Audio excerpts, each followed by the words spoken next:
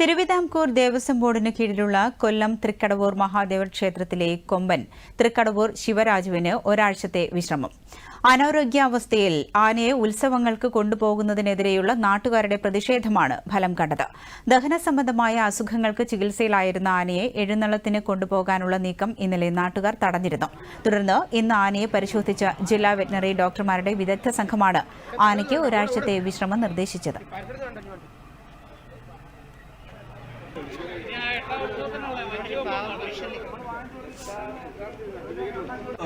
മൂന്നാം ഉത്സവത്തിന് ആനയ്ക്ക് അസുഖം വന്നു, വയറിളക്കം പിടിക്കുന്നു. ആ വയറിളക്കം പിടിച്ചതിന് ശേഷം ഡോക്ടർ അന്ന് വന്ന് പരിശോധിച്ചിട്ട് സർട്ടിഫിക്കറ്റ് ചെയ്യുന്നു ആനയെ അമ്പലത്തിനകത്ത് പോലും എഴുന്നള്ളിക്കാൻ പാടില്ല. പിന്നെ നിർബന്ധമാണെങ്കിൽ അമ്പലത്തിനകത്ത് എഴുന്നള്ളിക്കാം. ആനയെ പുറത്ത് ഒരു കാരണവശാലും ഇവിടെ 4-5 ചമയവെള്ളത്തിൽ നടക്കുന്നുണ്ട്. 1.5-2 കിലോമീറ്റർ ദൂരത്തിൽ പോലും എഴുന്നള്ളിക്കരുതെന്ന് പറഞ്ഞ ആനയെ 10ാം ഉത്സവം കഴിഞ്ഞപ്പോൾ ഉടനെ പാറശാലയോ കോഴിക്കോട്ടോ എവിടെ വേണേ എഴുന്നള്ളിക്കാന്ന് അതേ ഡോക്ടറാണ് സർട്ടിഫിക്കറ്റ് ചെയ്യുന്നത്. ഒരു ദിവസം പ്രോഗ്രാം തൃശ്ശൂരാണെങ്കിൽ അടുത്ത ദിവസം പ്രോഗ്രാം തിരുവനന്തപുരത്താണ്. ആനയെ ഇങ്ങനെ നിരന്തരം ലോറി കെട്ടിക്കൊണ്ട് കിടക്കണം. ആനയെ നടത്തുന്നില്ല. ആനയെ നടത്താത്തതുകൊണ്ട് അതിൻ്റെതായിട്ടുള്ള ആരോഗ്യ പ്രശ്നങ്ങളുണ്ട്.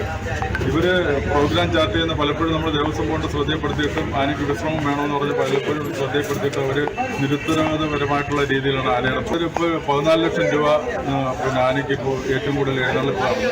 അതുകൊണ്ട് ഈ ആനയ്ക്ക് ക്ഷേത്രത്തിന് ഒരു ഗുണവുമില്ല. ഇത് ഗജക്ഷേമ നിധിയിലേക്കാണ്.